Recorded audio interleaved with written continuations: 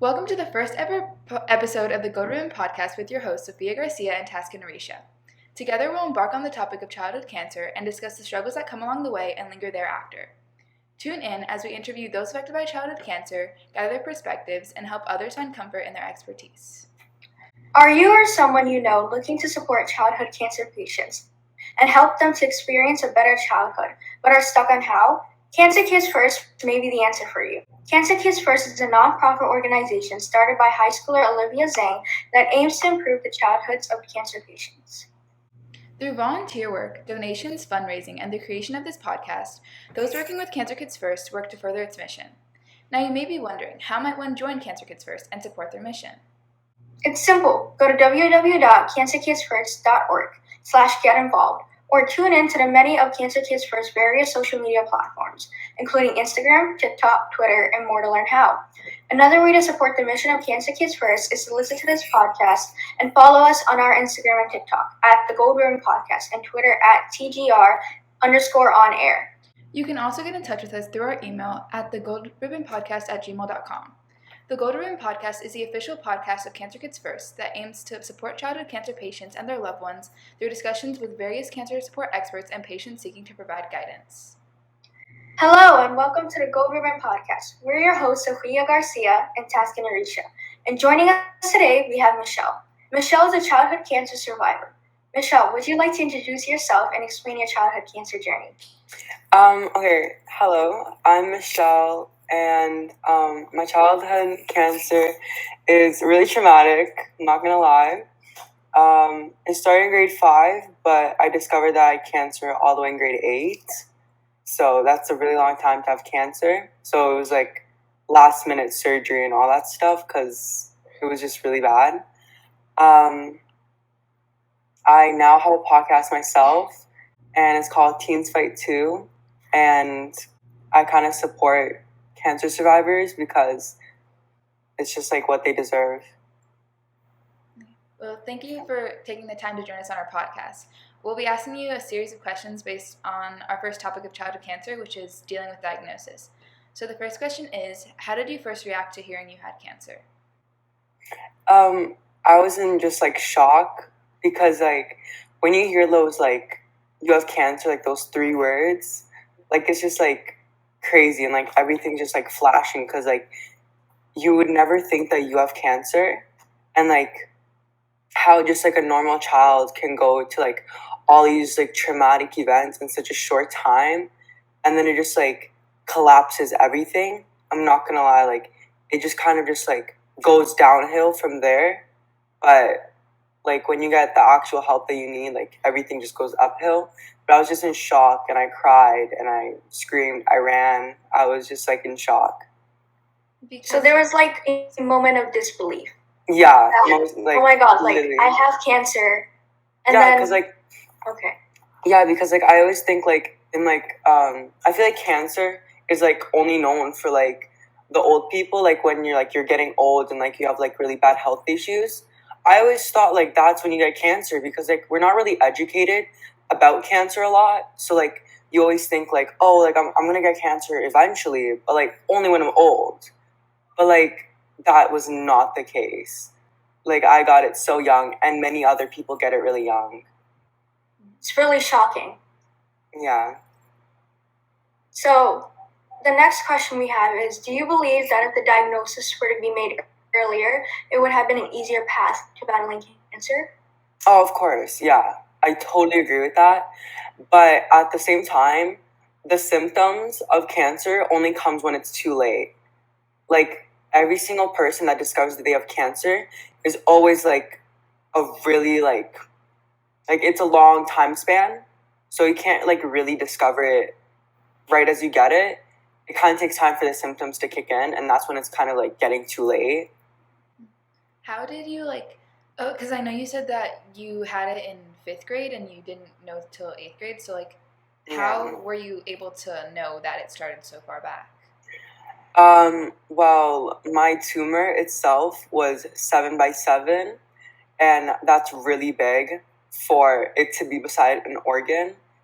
And so the doctor just said, like, you have an active tumor and, like, this thing has been growing since, like, grade 5.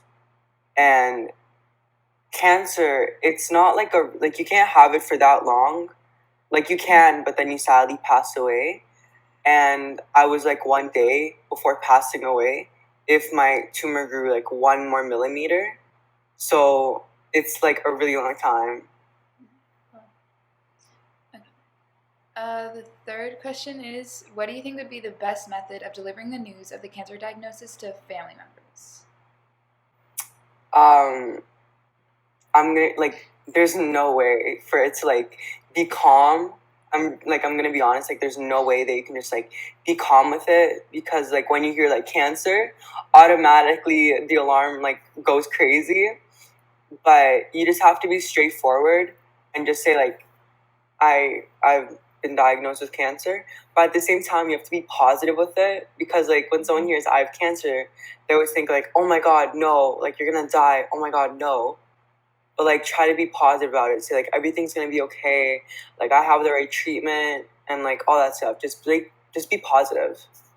Yeah, I think a lot of times also like because of how it's told to family members tend to like I don't want to say overreact, but I think like with things I've heard in the past, like I know that family members usually tend to stress out the patient, and I don't know if that's like something you had experience with, but Yeah, that's true.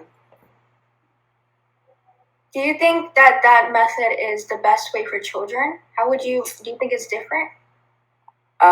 With children, I'm gonna be honest. I have 2 siblings, and I still haven't told them that I have cancer. I was in the hospital for a really long time, and I just kept telling them that like I ate too much candy, because like you don't want to like tell them I have cancer and they're gonna be clueless. So rather tell them that like you had cancer when they're a bit older, or if like we have children that actually understand it, maybe just say like I'm sick. Don't say like you have cancer, because then the child is just gonna go through a lot of traumatic events. But at the same time, you kind of don't want to lie to the child, because that's just like not right to do. But just like say I'm sick. Don't say I have cancer. yeah. Also, That's my way. with how you're saying how like you were so shocked when you found out, like because I feel like not a lot of children know that much about cancer, and it's like not a lot of children know that they can even get it, so it's like I feel like that'd be very difficult to like tell a child, like even if just knowing that their sibling has it. So I think that's a really good like advice. Yeah, they're not really gonna process that. Like they're not educated on that. I think like when you actually like start to learn about cancer is like grade 9, grade 10 science, not like in elementary. Yeah, and like even for me at least, like when we've discussed cancer in school, like it's just very lightly discussed on. I feel like it should have more education, because if there's more if there's more awareness, then that could help a lot with like research. Of course, and like cancer is like common, and that's like sad. So like rather know about like cancer, just in case like you know anyone that's gets it, or like maybe you can get it. Has your experience with having cancer ever made you want to like consider going to the field or something like that?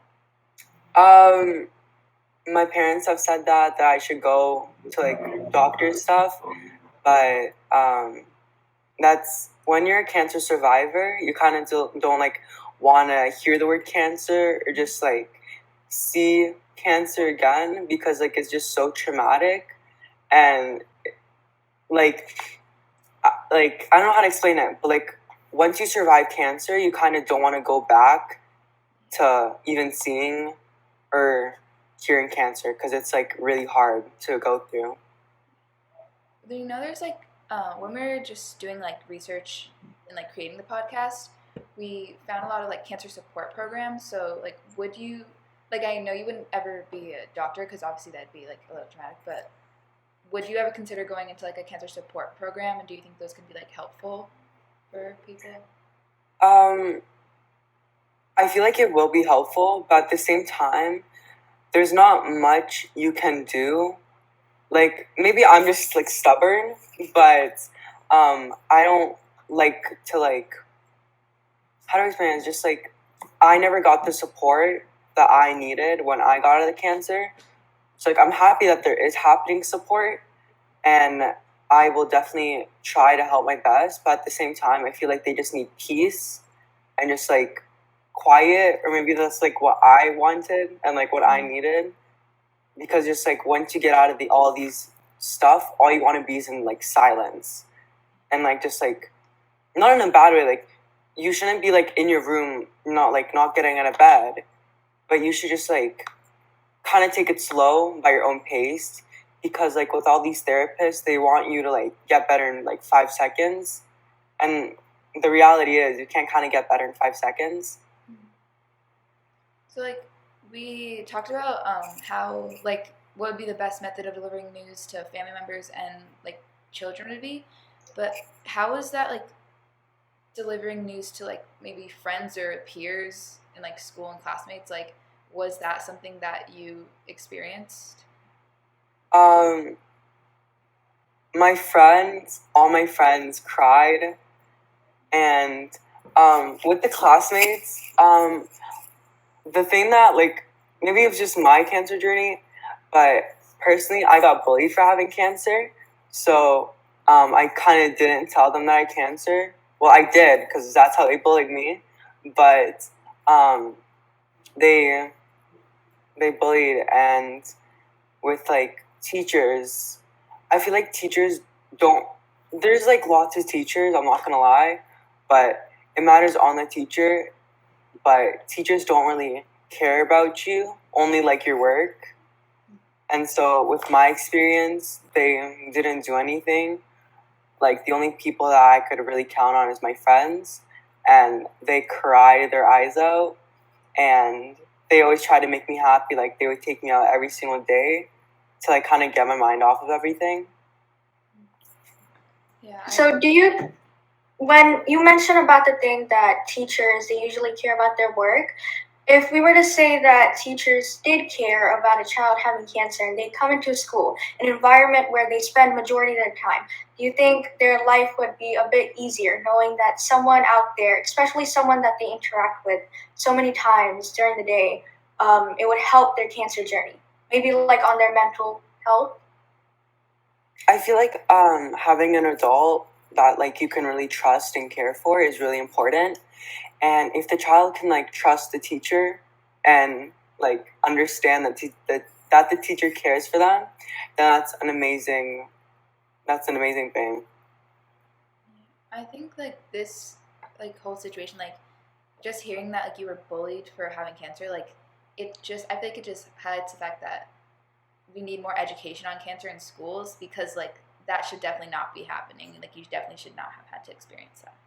But Yeah, no, for sure. That's really important, because like that's like the saying, like don't judge a book by its cover, because my symptoms were like my appearance and stuff, and it just like got really bad, and I got bullied for it, and which I still don't understand, and it's just kind of like disgusting, because like you shouldn't judge a book by its cover. Like you don't know what someone's going through, and like you should just always be kind to someone, whether you know them or not, because like you don't know what their experience or going through. Yeah, absolutely. It's like because schools don't focus on cancer patients, and like Sophia said, a lot of times we're not taught about cancer, so a lot of students don't have an idea about it, and so they turn to like bullying children like you when they have cancer, which isn't right. And I think partially the reason is because they have no education on cancer. No, for sure. also, I feel like people tend to like because I feel like the fact that cancer isn't taught a lot in schools, I feel like is mostly because everyone's like it's young children and things like that, which obviously that should be taken into account. But it's also like if someone's being bullied for having cancer, like I think that just shows that we need to like teach it. Yeah. So, how do you think keeping lines of communication is vital during the time of diagnosis? Communication is key for everything. I'm not gonna lie, like communication is just like key for everything, and always communicating is super important, because like you want to let everyone, like not everyone, but like the people that like your family, want your friends to know what's really going to happen, and like what's happening right now at the current moment, because like if they don't know, they're gonna go insane, and it's just gonna be a really bad situation. Like, specifically between you and your doctors during the process, like, was there a lot of communication there? Oh yes, I still have communication with them right now. Like, doctors are very quick with it, and which I'm really grateful for. Like, if I have an issue with like my health, like I had an issue like not too long ago, and I emailed them, and like they got everything that I needed ASAP, which I'm super grateful for, because doctors are just like quick with it, especially like sick kids. They're very quick with it. Do you think, like, because of how much you had to communicate with doctors during the process, like, do you think that, like, helped you cope a little bit because you had people, like, you know, that were looking out for you always? Um, I feel like it's really great to have people that care for you, but I had surgery 2 years ago, and I'm still trying to cope with it, because like it's just so like it's a lot. Yeah. Like having cancer is a lot. Going through all that is just so much. But doctors definitely do help with kind of making you feel like you're cared for. So doctors do really have an impact on whether, like, they provide comfort to a child with cancer, right? they don't like really do like one-on-one sessions with like caring for, but you can really see that they are there. Like my nurses, when I was in the hospital, like they were the best. Like I would want a freezy, and they would go out of their way to go grab a freezy downstairs just for me, which I love till this day. Like, in terms of, like, what did you ever find, like, support through other cancer patients or, like, things like that? I never got support once I got out of the hospital, which I'm really angry for, because like ever since this day, like I'm actually super angry about it, because it's really traumatic and it causes lots of PTSD, and the physical and mental state that you have to go through cancer is, I feel, the same, but doctors only focus on the physical part, not the mental part, which kind of really sucks, because like mental health is also as important as physical health. That's how I think. And I never got support at all, and I'm still trying to do it all by myself, trying to like recover myself. Part of, like, the reason that we wanted to start the podcast was because, like, we don't think, like, the mental aspect of cancer is talked about, like, enough at all. Like, I know that I've had some family members that have had cancer, and, like, after, like, it wasn't like the hospitals provided them with any, like, support groups or anything. Like, it was, like, up to them to, like, meet with other cancer patients to find support. And, like, obviously there's a lot of people that have cancer, but because of that, I feel like that should be, like, the reason that there are more support programs and places where people can get help and, like, reach out to others. Yeah, of course. There's like, I live in Canada, Toronto, and there's like no support groups here. Like zero. Like I had to get a support group all the way from USA. And that's what I find ridiculous, because like there should be a support group for cancer, and there's not. How do you, so, like, with the support group that you had in, like, between you and the US, like, how do you think that it being, like, obviously not being that close in distance, like, did that impact it? It was just like, it wasn't even a cancer like thing. It was just for PTSD, and it didn't even help, because what I don't like is how like, if you are gonna like help someone that is trying to like recover from cancer, I feel like you should have had to go through cancer to actually like understand how to help. So like you know what to actually go through, because like these therapists, they don't know what they're doing. Like that's my opinion. Maybe they help for you or like for anyone else, but towards me, they did not help, and they just caused more issues. So I don't know. So do you think that, from what I heard, so do you think that like the effect of the communication with someone who doesn't have cancer compared to someone who does have cancer really has a really like huge difference? It's way different. Like I still do. I cry to my friend about having cancer and like how like I wish I never had it and like how it's just like not fair. And she does try to help a lot, but it's just like you don't really understand. So like the way that they try to help you isn't like it doesn't really help. So like having someone that actually had to go through cancer, like they have been through it and they really understand how to help. So I feel like they really can help much more better. In terms of like therapists, like how you were saying before, like the therapist didn't help. Do you think like there's because I'm not sure how it works, but do you think possibly like you were assigned like a therapist that maybe didn't have any training in like uh, therapy for cancer patients, and it was just like regular training for therapy?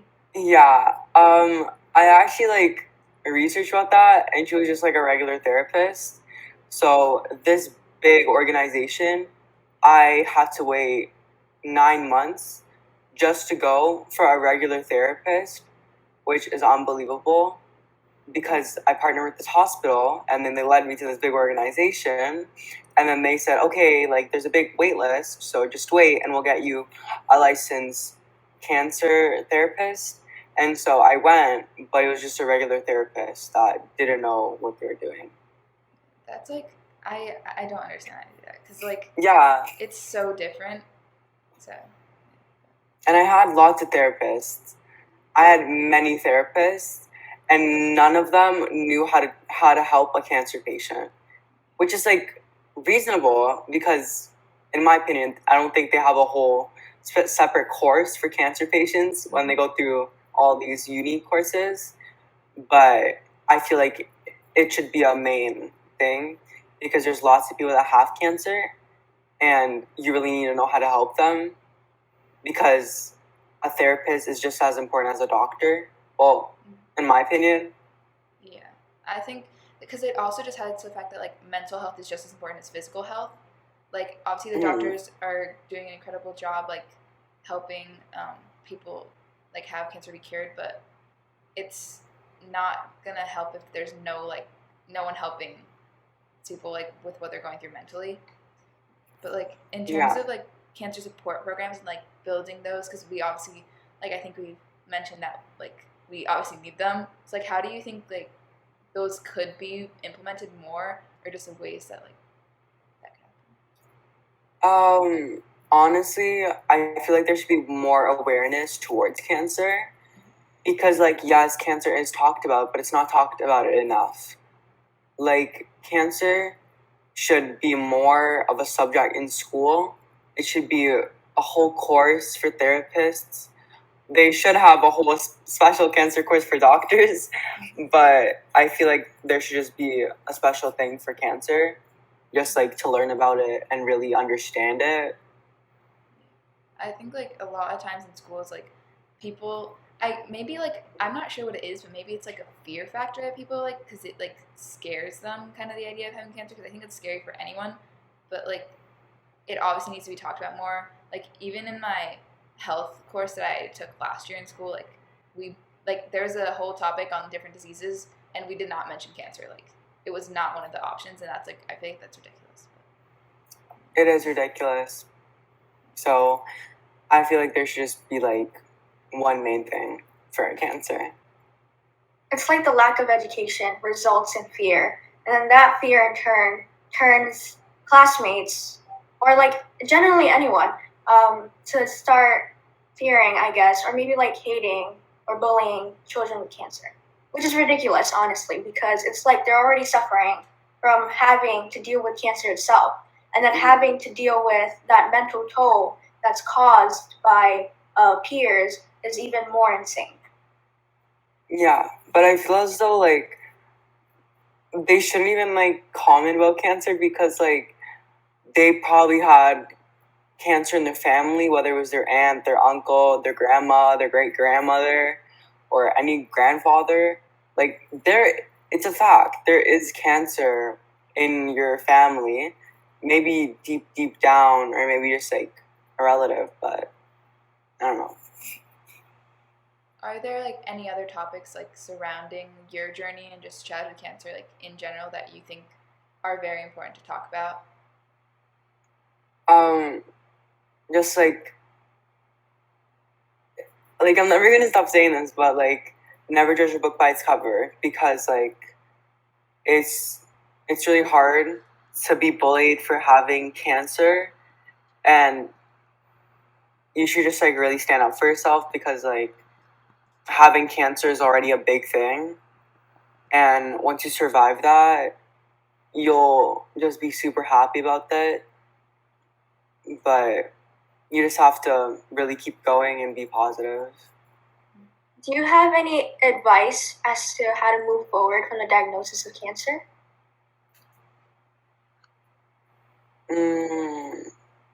My thing that I did was just like keep going with your daily activities and try not to think about it, because once you really think about it and like really like kind of, I would say like really just like stay in that mindset, everything just goes downhill.